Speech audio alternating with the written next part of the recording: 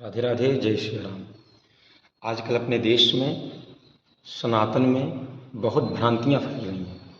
भ्रांतियां क्या फैल रही हैं कि केवल ब्राह्मण कथा नहीं कर सकता है, सब जाति कथा कर सकते हैं। वर्णाश्रम व्यवस्था भगवान की बनाई हुई है, हमारी आपकी बनाई हुई नहीं है, किसी ब्राह्मण की बनाई हुई नहीं है। स्वयं भगवान ने बनाया। श्री कृष्ण ने, वही यदुवंशी जो भगवान श्री कृष्ण हैं, उन्होंने ही गीता में वर्णाश्रम व्यवस्था बताई है कि ब्राह्मण, क्षत्रिय, वैश्य, शूद्र, ये कोई गलत बात नहीं है। जाति पाति को मानना चाहिए, ये व्यवस्था है।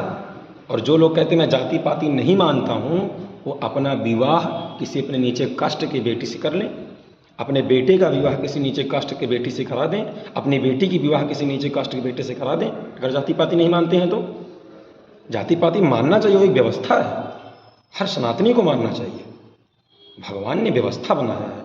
और उन मूर्खों को बता दूं कि वाल्मीकि जी विशुद्ध ब्राह्मण हैं, प्रचेता के पुत्र हैं, जिन्होंने रामायण की रचना किया।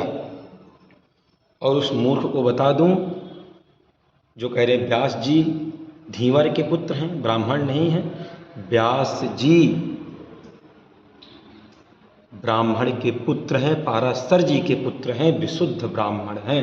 और व्यास जी केवल ब्राह्मण ही नहीं हैं, व्यास जी साक्षात भगवान नारायण के अवतार हैं।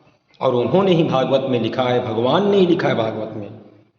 व्यास जी को आप केवल ब्राह्मण मत समझना, केवल ऋषि मत समझना, व्यास जी नारायण के अवतार हैं। और व्यास जी ने लिखा है कि विरक्तो वैष्णवो विप्रो वेद शास्त्र विशुद्ध कृत। श्रीमद् भागवत का वक्ता कैसा होना चाहिए? विरक्त हो, वैष्णव हो, ब्राह्मण हो और वेद शास्त्र को भली भांति जानने वाला हो, वो भागवत का वक्ता होना चाहिए। जिसके जो मुंह में आ रहा सो बोल रहा है, इसको जो इच्छा कर रही वो बोल रहा है। थोड़ा शास्त्रों को पढ़ो, अध्ययन करो, उसके बाद आकर। कई बड़े बड़े वक्ताओं का नाम लेना नहीं चाहता हूँ, सोशल मीडिया के माध्यम से मैं सुन रहा हूँ कि गलत बात है। कथा कहने का अधिकार ब्राह्मण को है और ब्राह्मण को ही होना चाहिए। जय श्री राम। राधे राधे।